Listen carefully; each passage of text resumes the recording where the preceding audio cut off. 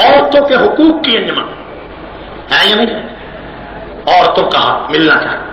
ایک چین میں Beijing conference women conference ہو رہی، ایک یہاں اسلام آباد میں بھی پچھلے دنوں کانفرنس ہوئی. عورتیں کیا چاہتی ہیں؟ ہمیں ہمارے حقوق دیے جائیں. کہتے ہیں یا نہیں؟ تمہارا حق چھینا کس نے ہے؟ تمہارا حق کس نے چھینا؟ تمہارا حق کس نے چھینا؟ مجھے بتاؤ. تمہارا حق اس نے چھینا جس نے تمہارا دوپٹہ چھینا. تمہارا حق کس نے چھینا؟ جس نے تیری آبرو کو چھینا، جس نے تیرے، میری بات پہ غور نہیں آپ نے کیا. اور تمہارا حق کس نے چھینا؟ جس نے تیری آبرو کو چھینا، جس نے تیرے دوپٹے کو چھینا، جس نے تیری عزت کو چھینا. کبھی تو نے غور کیا کہ 14 صدیوں پہلے تیری کیا حالت تھی؟ تاریخ کا مطالعہ کرتا ہے. رسول اللہ کے آنے سے پہلے تیری کیا حالت ہے؟ توجہ کیجئے، جتنی بھی دنیا کی تاریخیں ہیں سب کو اٹھاؤ، تبری، شام، غیر اسلامی تاریخوں کو اٹھاؤ. وہ کہتے ہیں کہ عورت کا کوئی حق دنیا میں مسلم نہیں تھا، کوئی حق، حتیٰ کہ عورت کو وراثت کا حصہ نہیں ملتا تھا. عورت کی حیثیت ماں، بہن، بیٹی کی نہیں تھی. عورت شمع محفل تھی، زینت خانہ نہیں تھی. عورت خواہشات نفسانی کا ذریعہ تھی. عورت شوکیسوں میں وجود لگا کر پوری نظر سے دیکھنے کا ایک ذریعہ تھا. عورت کی کیا حیثیت تھی؟ جب رسول اللہ صلی اللہ علیہ وسلم دنیا میں تشریف لائے تو 3 سماج تھے دنیا میں. کتنے سماج تھے؟ میری بات پر ذرا غور کریں. ایک کیسر روم کا سماج تھا جو دنیا کی سپر پاور تھی. ایک کسرا ایران کا سماج تھا جو دوسری سپر پاور تھی. اور ایک قبائل عرب کا سماج تھا جو تیسری طاقت تھی. ان تینوں طاقتوں میں عورت کی کیا حیثیت تھی؟ جب میرے رسول آئے تو حیثیت پانے سے عورت کی قسمت بدل گئی. تو مجھے عورت کی انجمنیں بتائیں کہ آج حقوق کس سے مانگتی ہو؟ جس پیغمبر نے تمہیں ماؤں کا درجہ دیا اس کو استحصال والا کہتی ہو، اور جو پہلے 3 سپر پاوریں تھیں اس زمانے میں تو تمہارا حق ہی کوئی نہیں تھا. توجہ میری سب کا. حضور کے آنے سے پہلے سماج کتنے تھے؟ معاشرے کتنے تھے؟ ماحول کتنے تھے؟ طاقتیں کتنی تھی؟ 3. کیسر روم اور کسرا ایران. کتنی دنیا کی تاریخیں اٹھاؤ کہ ایران میں لڑکیوں کی کیا عزت تھی. تاریخیں اٹھاؤ کہ ایران میں لڑکیوں کی کیا عزت تھی. کہ لڑکی جوان ہوتی، بازار میں لڑکیوں کی مارکیٹ لگتی، لوگ آ کر اس کو خریدتے، پیسے دیتے، خرید کر لے جاتے، کوئی حیثیت. اور کیسر روم میں لڑکیوں بازاروں میں کھڑی ہوتی، لوگ نفسانی خواہشات کے لیے لے جاتے. ایران اور روم کی 2 بڑی طاقتوں میں عورت صرف جنسی خواہشات کا ذریعہ تھی. اور ان دونوں قوتوں اور عالم عرب کے قبائل کو قرآن پاک نے ان الفاظ میں یاد کیا ہے کہ وَلَا تَبَرَّجْنَ تَبَرُّجَ الْجَاهِلِيَّةِ الْأُولَىٰ. یہ جو جاہلیت اولا ہے یہ کیا ہے؟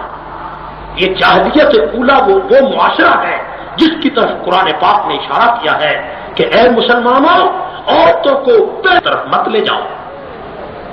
وَلَا تَبَرَّجْنَ تَبَرُّجَ الْجَاهِلِيَّةِ الْأُولَىٰ. جاہلیت اولا کیا ہے؟ کہ عورت ایران کے بازار میں فروخت ہو رہی ہے اور اسلام کہتا ہے یہ جاہلیت اولا ہے. عورت روم کے درباروں میں بک رہی ہے، اسلام کہتا ہے یہ جاہلیت اولا ہے. اور عورت عرب کے معاشرے میں زندہ دفن کی جا رہی ہے. قرآن کہتا ہے وَلَا تَبَرَّجْنَ تَبَرُّجَ الْجَاهِلِيَّةِ الْأُولَىٰ. حضور کے آنے سے پہلے پورے پاکستان کی وہ تمام عورتوں کی انجمنیں جو آج روشن خیالی کے نام پر بازاروں میں بے حیائی کا مجسمہ بنی ہوئی ہے اور مسلمانوں اور علماء پر تنقید کرتی ہے، کہتی ہے عورتوں کو آزادی ملنی چاہیے. میں ان عورتوں سے کہنا چاہتا ہوں کہ اے عورتوں، اسلام نے جتنی آزادی تمہیں دی ہے کسی نے نہیں. اگر تم نہیں مانتے تو آؤ کسی لاجک سے بات کرو، کسی عقل سے بات کرو، ہسٹری سے بات کرو، تاریخ سے بات کرو، مجھے بتاؤ کہ رومن امپائر میں کیا تمہاری عزت نہیں بکتی تھی؟ رومن امپائر میں کیا عورتوں کو بازاروں سے خریدا نہیں جاتا تھا؟ کیا ایران کے اندر عورتوں کی منڈیاں نہیں لگتی تھی؟ اور حضور کے دور میں عورت کی کیا حالت تھی کہ آپ کے اندر مکے کے اندر لڑکیوں کو زندہ دفن کر دیا جاتا تھا۔ قریشیوں کے ہاں یہ بات بڑی عیبدار ہے کہ ایک لڑکی جوان ہو جائے اور کوئی آدمی باہر سے اسے لینے آئے تو قریشی یہ سمجھتے تھے کہ جاہلانہ بات تھی۔ قریشی کہتے تھے ہماری ناک کٹ گئی، ہماری لڑکی کسی کے گھر میں چلی گئی، ہماری ناک کٹ گئی۔ جس طرح فرعون نے کہا کہیں موسیٰ پیدا نہ ہو جائے اور وہ بچوں کو مارنے لگا، اس طرح ابو جہل نے سوچا کہ لڑکیاں پیدا ہوتی رہیں تو ہماری عزتیں اور ہماری لڑکیاں لوگوں کے گھروں میں چلی جائیں تو ہماری ناک کٹ جائے گی۔ ایک جاہلانہ بات تھی۔ تو کیا تھا کہ جب بھی کوئی عورت بچی پیدا ہوتی تو ابو جہل کا قانون تھا کہ اسے زندہ دفن کر دیتا۔ اور کیسے روم اور کسرا ایران میں کیا تھا کہ لڑکیوں بازاروں میں بیچا جاتا تھا۔ اب ان تینوں تہذیبوں کا مقابلہ کرنے والا وہ رحمت للعالمین پیغمبر اللہ نے دنیا میں بھیجا۔ اس نے جس طرح مزدور کا ہاتھ چوما اس طرح عورت کی عزت کو چار چاند لگائے، جس طرح کسان کو ہاتھ دیے عورت اسی طرح عزت عورت کو چار چاند لگائے۔ آؤ میں چیلنج کرتا ہوں اسلام آباد کے دانشوروں، میں نے 3 سماجوں کا ذکر کیا، 3 تہذیبوں کا ذکر کیا، 3 معاشروں کا ذکر کیا۔ آؤ میں تمہیں بتاتا ہوں کہ اس 3 معاشروں کے بعد رحمت بن کر جو معاشرہ آیا، رحمت بن کر جو انسان آیا، رافت و رحمت کا سبق جس پیغمبر نے دیا وہ تو میرا رسول تھا۔ میرے رسول سے بہتر عورت کی عزت کا چوکیدار کوئی مذہب نہیں۔ اسلام آباد کے لوگوں، میرے پیغمبر نے فرمایا جو شخص 2 بچیوں کو جوان کر کے ان کی اچھی طرح شادیاں کرے گا، میں محمد قیامت کے دن اس کی جمت اللہ لے گا۔ اور یہ میرے رسول نے فرمایا کہ بیوہ عورتیں، بیوہ عورت جو بچوں کی رکھوالی کرتی، میرے نبی نے فرمایا ارامل کہتے ہیں بیوہ عورت، جو بیوہ عورت کا محافظ ہے، جو بیوہ عورت کا سہارا ہے، میں محمد اس کا سہارا۔ سنو وہ واقعہ سنو۔ حضرت عائشہ رضی اللہ تعالیٰ عنہا گھر میں بیٹھی، ایک عورت آئی، اس عورت کی گود میں ایک بچی تھی، توجہ کیجئے، گود میں ایک بچی تھی اور ایک بچی پیدل چل رہی ہے، اس کی انگلی اس عورت کے ہاتھ میں۔ اور حضرت عائشہ نے اس کی شکل کو دیکھا اور کہا بہن معلوم ہوتا ہے کہ تو بھوکی ہے اور تو نے کئی دنوں سے کچھ کھایا نہیں، کیا بات؟ تو اس عورت نے کہا میں کیسے کھاتی، میرا خاوند میدان جنگ میں شہید ہو چکا ہے اور میرے پاس یہ 2 یتیم بچیاں، اور ان دونوں یتیم بچیوں کو میں آپ کے گھر لائی ہوں کہ شاید کھانے پینے کو کچھ چیز ملے۔ اما عائشہ کہتی ہے کہ میرے گھر میں تو کھانے کو کچھ بھی نہ تھا، لیکن میں نے عورت کو دیکھا تو مجھے اتنا ترس آیا کہ میں اندر چلی گئی اور جو کھجوروں کا توشادان تھا اس توشادان میں نے ہاتھ ڈالا تو بڑی مشکل سے مجھے 2 کھجوریں ملی۔ کتنے کھجوریں؟ اما کہتی ہیں کہ میں نے ایک کھجور اسے دے دی کہ یہ تیرے لیے ہے، اور ایک کھجور کے 2 حصے کر کے میں نے کہا یہ ان بچیوں کے لیے ہے، اور جب میں نے دونوں کھجوریں دے دی اور ایک 2 حصے والی اور ایک حصے والی، تو اس عورت نے وہ دونوں کھجوریں ان بچیوں کو دے دی اور ان بچیوں نے دونوں کھجوریں کھائیں۔ تو میرے دل میں خیال آیا کہ چلو یہ لڑکیاں بڑی بھوکی ہوں گی تو اب کوئی ایک کھجور تو مجھے ملے جو اس بیوہ عورت کو میں دے دوں۔ تو کہنے لگی میں نے دوسرا توشادان دیکھا تو مجھے ایک کھجور ٹوٹی ہوئی ملی، تو وہ لا کر میں نے اس کے کہا بہن یہ جو تیسری کھجور ہے یہ صرف تیرے لیے ہے۔ لیکن وہ بچیاں اتنی بھوکی تھیں کہ انہوں نے جھپٹ کر وہ تیسری کھجور بھی چھین لی اور اس عورت نے وہ تیسری کھجور بھی ان بچیوں کو دے دی، اور اس کے بعد وہ عورت چلی گئی۔ تھوڑی دیر کے بعد رسول اللہ تشریف لائے، میں نے حضور کو سارا واقعہ سنایا تو میرے نبی کی آنکھوں سے آنسو نکل آئے۔ حضور نے فرمایا عائشہ اس نوکر زید کو بھیجو کہ جاؤ اس عورت کو تلاش کرے، وہ عورت جہاں بھی ملے میری طرف سے کہے کہ تجھ پر جنت واجب ہو گئی، وما ارسلناک الا رحمۃ للعالمین۔ وہ عورت جہاں بھی ملے میری طرف سے کہے کہ تجھ پر جنت واجب ہو گئی، وما ارسلناک الا رحمۃ للعالمین۔ بیوہ عورتوں کو سہارا میرے نبی نے دیا ہے.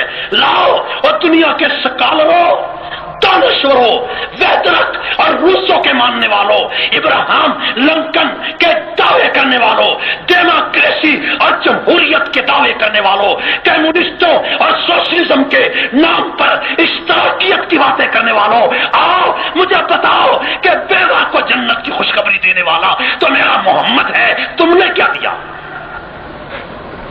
تم نے بیوہ عورتوں کے سروں سے دوپٹے اتار کر عورت کو تم نے بازار کی جنس بنا دیا، اور جنس بنا کر کہا یہ آزادی ہے. عورت کی عزت لٹ جائے آزادی ہے، عورت بے آبرو ہو جائے آزادی ہے، عورت کی جنس بدل جائے آزادی ہے، عورت کا جسم ہیرا منڈی میں بکتا رہے آزادی ہے، عورت کا نام دوائیوں اور پاؤڈروں کو لیبلوں کی شیشیوں پر تم بیچنے کے لیے بازاروں میں لاؤ تو یہ آزادی ہے. اے میری ماں، اے میری بہن، نئی تہذیب نے تیرے جسم کو بیچ ڈالا، نئی تہذیب نے تیرے کردار کو بیچ ڈالا، نئی تہذیب نے تیرے قدموں کو بیچ ڈالا، نئی تہذیب نے تیری عفت کو بیچ ڈالا، نئی تہذیب نے تیری آبرو کو بیچ ڈالا. اس ساری تہذیب کو تو منہ کالا کر کے دھتکار کر اس کو پاؤں کی ٹھوکر سے اڑا کر میرے محمد کے دروازے پر تو آ میرا پیغمبر رحمت للعالمین بن کے آیا ہے.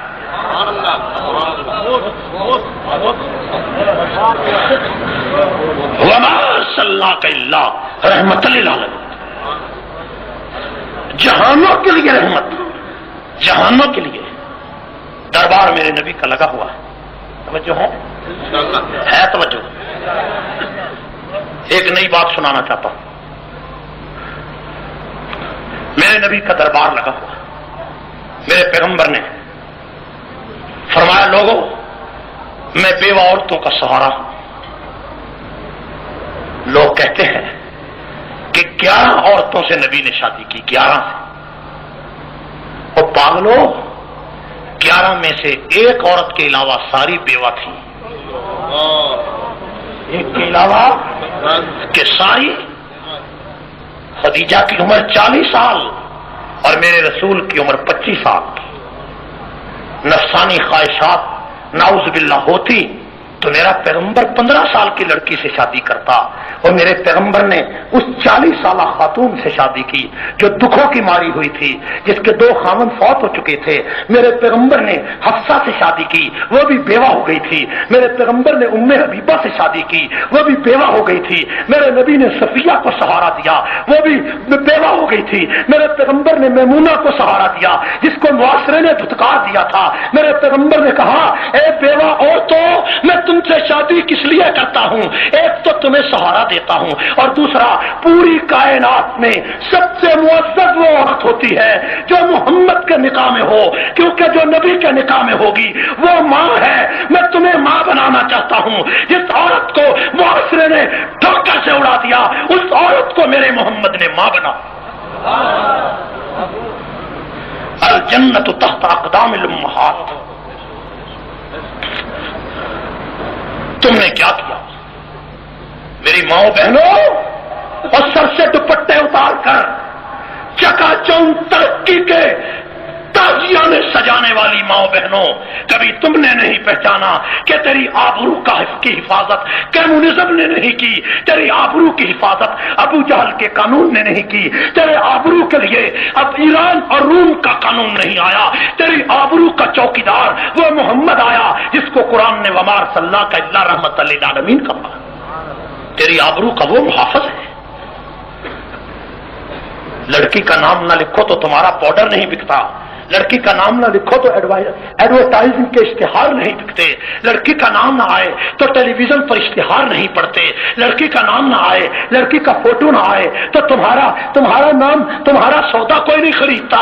میری ماں بہنوں، تمہاری یہ عزت ہے کہ تمہیں خوبصورت بنا کر ٹی وی پہ پیش کیا جاتا ہے. تم کہتی ہو ہمیں روشن خیالی مل گئی، تم کہتی ہو ہمیں ترقی مل گئی، اور نہیں، ایسا نہیں ہوا. اور اصل میں تمہارا قصور نہیں ہے، قصور مردوں کا ہے، جس کے بارے میں اکبر الہ آبادی نے کہا کہ کل جو بازار میں نظر آئیں چند بیویاں، اکبر تو دیکھ کر غیرت قومی میں گڑ گیا اور پوچھا جو میں نے ان سے کہ پردے کو کیا ہوا؟ کہنے لگی عقل پہ مردوں کی پڑ گیا.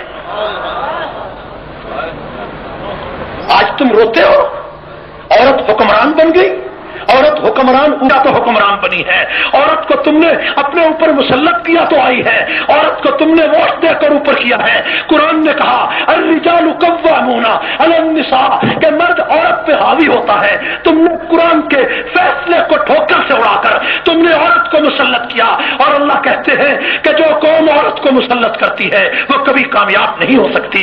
اور اگر میں اس کی مخالفت کرتا ہوں کہ عورت کے بجائے مرد حکمران ہونا چاہیے تو مجھے کہا جائے گا یہ حکمرانوں کی مخالفت کرتا ہے۔ حکمرانوں کی مخالفت سمجھو یا جو مرضی سمجھو، میں تو اس نبی کا نام لیوا ہوں جو رحمت للعالمین بن کے آیا ہے۔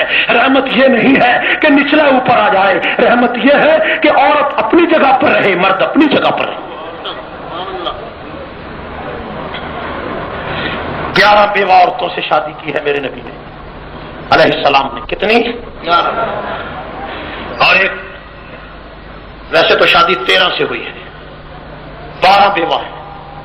کتنی بیوہ ہے؟ حضور کی شادی 13 عورتوں سے ہوئی ہے، 12 بیوہ عورتیں ہیں اور ایک کنواری حضرت عائشہ رضی اللہ عنہا۔ توجہ کیجیے، سمجھ میں میری بات آ رہی ہے؟ مکے میں دربار لگا ہے، وہ بات رہ گئی۔ مکے میں دربار لگا اور سارے صحابہ اس دربار میں ہیں۔ ایک آدمی بڑا پریشان حال اس دربار میں آتا ہے اور آ کر کہنے لگا اللہ کے رسول میں ابھی تک مسلمان نہیں ہوا، میں نے کلمہ رسول اللہ آپ کا نہیں پڑھا، لیکن میں آپ کے دروازے پہ آیا ہوں کہ میری سیاہ بختی اور میری روح سیاہی کبھی ختم ہو سکتی ہے، کیا میرے گناہ بھی معاف ہو سکتے ہیں، کیا میرے دکھ بھی مٹ سکتے ہیں؟ حضور نے فرمایا تو نے کیا گناہ کیا ہے؟ اس نے کہا میرا گناہ آسمانوں سے بھی بڑا ہے۔ توجہ ہے میری طرف؟ میرا گناہ زمین سے بھی بڑا، میرا گناہ کائنات سے بڑا ہے۔ حضور نے فرمایا تو نے جھوٹ بولا ہے، اس نے کہا اس سے بھی بڑا ہے۔ حضور نے فرمایا تو نے زنا کیا ہے، اس نے کہا میرا گناہ اس سے بھی بڑا ہے۔ حضور نے فرمایا تو نے شراب پی ہے، اس نے کہا میرا گناہ اس سے بھی بڑا ہے۔ تو کہہ تو صحیح کیا کہتا ہے؟ اس نے کہا اللہ کے رسول ابو جہل نے قانون بنایا تھا، عرب سماج اور عرب معاشرے کا قانون تھا کہ لڑکیوں کو زندہ دفن کر دو، اور اس بنیاد پر سینکڑوں نہیں ہزاروں بچیاں زندہ درگور کی گئیں۔ میرے گھر میں 14 سال کے بعد ایک بچی پیدا ہوئی، میری بیوی نے کہا کہ اس بچی کو ہم زندہ دفن نہیں کریں گے۔ میں نے کہا ابو جہل ہمیں قتل کر دے گا، بیوی نے کہا قتل کر دے، لیکن 14 سال کے بعد پیدا ہونے والی بچی کو ہم اپنے ہاتھوں سے کیسے دفن کریں؟ میں نے اپنی بیوی کے ساتھ ہاں میں ہاں ملائی، 2 سال 3 سال تک بچی کو چھپایا، 4-5 سال کی بچی ہو گئی، بھاگنے لگی، چلنے لگی، اور جب 4-5 سال کی بچی ہو جاتی ہے تو بڑی پیاری لگتی ہے۔ جن لوگوں کے گھروں میں بچیاں ہیں ان کو پتا ہے 4 سال کی بچی، وہ کہتا ہے اللہ کے رسول میں روزانہ کام کر کے گھر آتا تو وہ بچی میرے سینے سے چمٹ جاتی، میری ساری تھکاوٹ دور ہو جاتی، میں اس کے ماتھے پہ بوسہ دیتا، اس کو سینے سے لگاتا۔ لیکن ایک دن چوک میں میرا گریبان ابو جہل نے پکڑ لیا، اس نے کہا کہ اے نوجوان مجھے معلوم ہوا ہے کہ تیرے گھر میں بچی ہے اور 4-5 سال کی ہو گئی ہے، کیا تو قریشیوں کی ناک کاٹ دے گا؟ تجھے پتا ہے کہ کل کو بچی جب جوان ہوگی تو لوگ بچی لینے آئیں گے تو قریشیوں کی تو ناک کٹ جائے گی۔ یہ اس کی جاہلانہ بات تھی، پیغمبر سنتے رہے۔ اس کے بعد اس نے کہا اللہ کے رسول میں ابو جہل کی باتوں میں آ گیا اور باتوں میں آ کر میں نے فیصلہ کیا کہ آج میں بچی کو زندہ دفن کر دوں۔ میں گھر آیا، جب میں نے گھر میں قدم رکھا تو وہ بچی حسب معمول آئی اور میری گود میں بیٹھنا چاہا تو میں نے اس کے منہ پہ تماچا مارا، میں نے کہا پیچھے ہٹ جاؤ، لیکن بچی رو کر کہتی ابا جان کیا بات ہے، میرا کوئی جرم تو نہیں، میرا کوئی قصور تو نہیں، میں نے آپ کو کچھ نہیں کہا، لیکن میرے دل میں چونکہ ابو جہل کا وہ قانون اور اس کا وہ دھمکی سوار ہو گئی تھی، میں نے بچی کو زندہ دفن کرنے کا فیصلہ کر لیا تھا۔ میں نے اپنی بیوی سے کہا کہ اس کے اچھے کپڑے پہناؤ، اس کو سر کے اوپر کپڑا ڈالو، اس کو سرما ڈالو، میں اس کے ماموں کے گھر چھوڑاؤں ورنہ ابو جہل اس کو قتل کر دے گا۔ میری بیوی اس جھانسے میں آ گئی، اس نے اچھے کپڑے پہنائے، سرما لگایا، اور بچی کو میں نے اپنے کندھے پر اٹھایا اور ایک کدال جو زمین کھودنے والی کسی تھی وہ بھی میں نے اٹھائی۔ بیوی کو پتہ نہ چلا، میں اکیلا بچی کو کندھے پر ڈال کر اور ایک کندھے پر میں نے کدال اور کسی ڈالی، باہر چلا گیا۔ جب مکہ سے میں باہر نکلا، پہاڑوں کے قریب پہنچا جہاں قبرستان تھا تو میری بچی مجھے کہنے لگی توتلی زبان میں کہ ابا جان جس علاقے میں لائے ہو اس علاقے میں تو میرے ماموں کا گھر نہیں ہے، مجھے اس علاقے میں کیسے لائے ہو؟ میں نے بچی کے منہ پر تماچا مارا. میں نے کہا خاموش ہو جا, تجھے ماموں سوچتا ہے, میری عزت کا سوال ہے. میں نے بچی کو نیچے بٹھایا, جہاں قبرستان تھا زندہ لڑکیوں کا, وہاں میں نے قبرستان کے قریب قبر کھودنا شروع کر دی. بچی دیکھتی ہے لیکن سہمی ہوئی ہے, لیکن تھوڑی دیر کے بعد جب اس نے دیکھا کہ قبر زیادہ کھد گئی ہے اور مٹی زیادہ نیچے گر گئی ہے, تو وہ بچی اتنی فرما بردار تھی کہ اپنا دوپٹہ بچھا کر مٹی اس میں ڈالنے لگی اور میرا ہاتھ بٹانے لگی. اور اس بچی نے میرے ساتھ مل کر اپنی قبر کو خود کھودا, اور جب قبر کا گڑھا کھد گیا تو اس کے بعد اس بچی کو میں نے اٹھایا اور بچی کو اٹھا کر میں گڑھے میں ڈالنا چاہا. جب میں اپنے بچی کو گڑھے میں رکھا تو بچی رو پڑی. بچی نے رو کر کہا ابا جان, اگر تم نے اسی طرح مجھے زندہ دفن کرنا تھا تو مجھے اپنے گھر میں بتا دیتے, میں اپنی مما کو آخری سلام تو کر کے آ جاتا. یہ بس اتنی بات کہی تھی کہ رسول اللہ کی آنکھوں سے آنسو نکل آئے, پیغمبر کی آنکھوں سے آنسو جھڑ رہے تھے, نبی زاروں قطار رو رہے تھے, سارے صحابہ چیخ رہے تھے.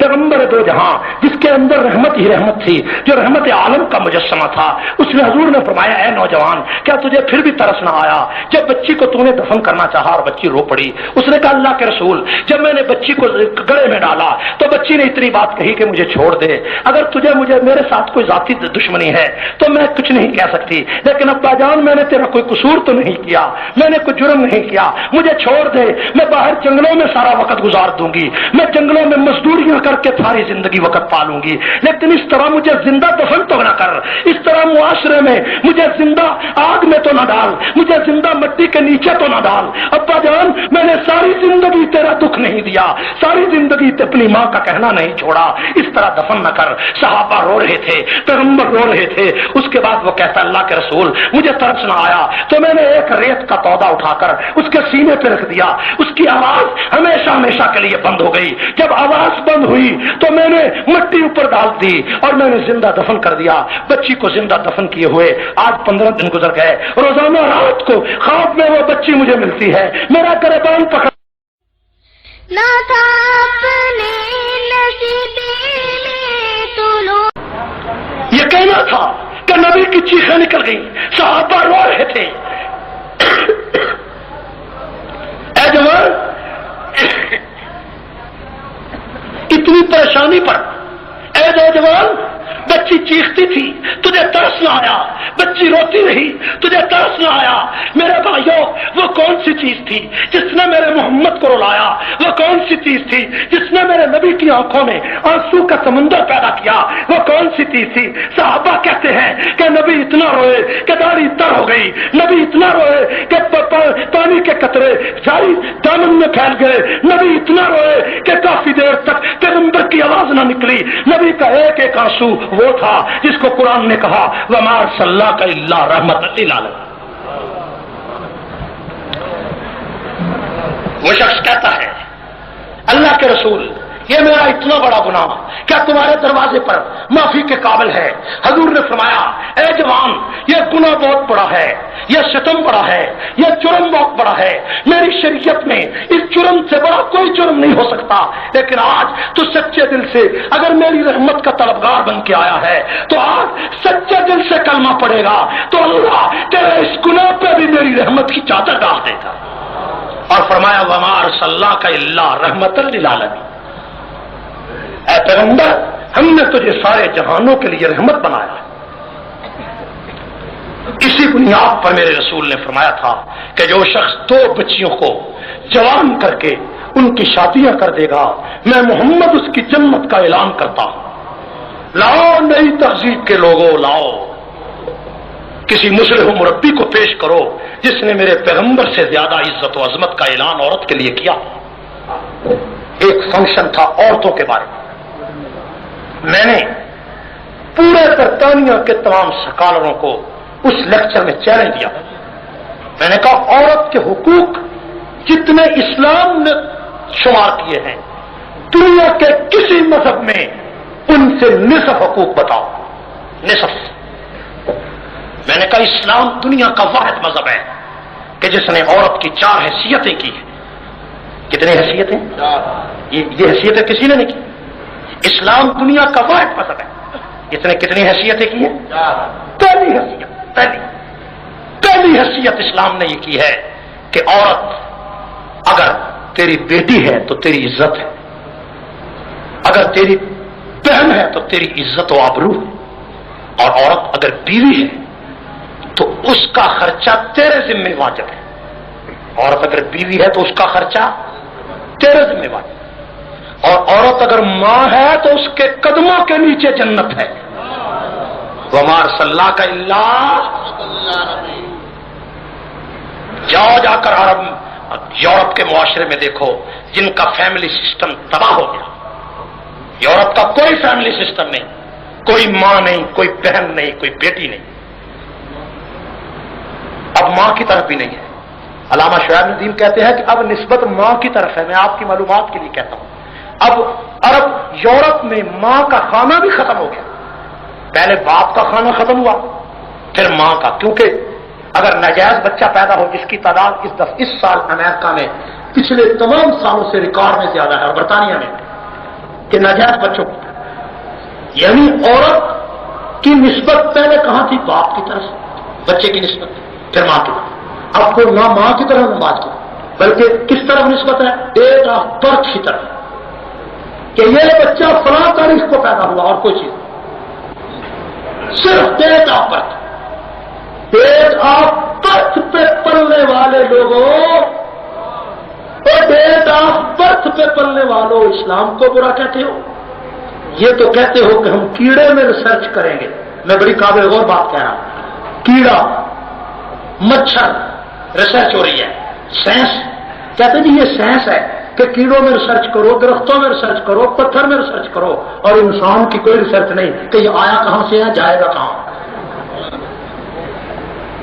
میں نے یورپ کے انگریزوں سے کہا ہے کہ تم کہتے ہو کیڑا کہاں سے آیا, درخت کہاں سے آیا, یہ درخت کے پتوں میں ریسرچ, یہ زرعی یونیورسٹی بن گئی, یہ زرعی کالج بن گئے, زرعی فیکلٹی بن گئی. کیا جی یہ ایگریکلچر فورم ہے کہ جہاں پتوں پہ ریسرچ ہو رہی ہے. پتوں کی ریسرچ کرنے والوں کبھی مرد کی بھی ریسرچ کی ہے, بچے کی بھی ریسرچ کی کہ بچہ آیا کہاں سے, جائے گا کہاں. اسلام وہ مذہب ہے جس نے میاں اور بیوی کا نکاح کر کے ڈکلیئر کیا. ایک آدمی کہتے جی نکاح کی کیا ضرورت ہے؟ میں نے کہا تمہارا نام کیا ہے؟ اس نے کہا ولیم مارٹن. میں نے کہا اس نام کی کیا ضرورت ہے؟ میں نے یہ بات برسٹل میں کہی تھی. برسٹل میں وہاں ایک لیکچر تھا میرا, تو وہاں ایک گورے نے کھڑے ہو کر سوال کیا, جناب یہ بتائیں کہ یہ جو آپ شادی کرتے ہیں اسلام میں مسلمان, اس کی کیا ضرورت ہے؟ کہ یہ فلاں میاں اور فلاں بیوی. میں نے کہا اس کی ضرورت میں بعد میں بتاؤں گا. تمہارا نام کیا ہے؟ کہتا ہے ولیم مارٹن. میں نے کہا اس نام کی کیا ضرورت ہے؟ کہنے لگا تاکہ لوگ پہچانیں. میں نے کہا اگر تمہیں پہچانے تو جہاں سے تم آئے ہو وہاں کی پہچان نہ ہو, تمہیں تو پہچانے. میں نے کہا اسے انگریزی میں کہتے ہیں ڈکلیئرڈ. اسلام نے ڈکلیئر کیا ہے, انسان کو ڈکلیئر کا وہ ایک تمغہ دیا, ایک ڈکلیئر ہوا اسلام مسلمان. ایک بچہ ڈکلیئر کیسے ہوا کہ بچہ کیسے دنیا کے سامنے آتا ہے اور اس کی آنے اور جانے کی کیا کیفیت ہے, یہ کہاں سے آیا, کہاں پیدا ہوا, کہاں گیا. تمہارے طرف نہیں ہے کہ بچہ پیدا ہو گیا روڑی پر پھینک کر چلے جاؤ اور اس کے لیے علیحدہ دارالامان ہو اور علیحدہ چیزیں ہو. کیڑوں کا پتہ ہے کہ کہاں سے آئے ہیں, انسان کا پتہ نہیں کہ کہاں آئے ہیں. تم نے انسان کو کیا دیا؟ تم انسان کی کیا بات کرتے ہیں؟ ایک اور بات کہتا ہوں, توجہ ہے. ومار صلاح کا اللہ, ومار صلاح کا اللہ. یہ جو کچھ میں کہہ رہا ہوں یہ نبی کی رحمت ہے, یہ نبی کی, جو کچھ میں کہہ رہا ہوں یہ نبی کی. ایک آدمی نے مجھے کہا تھا کہ مسلمانوں نے کیا دیا,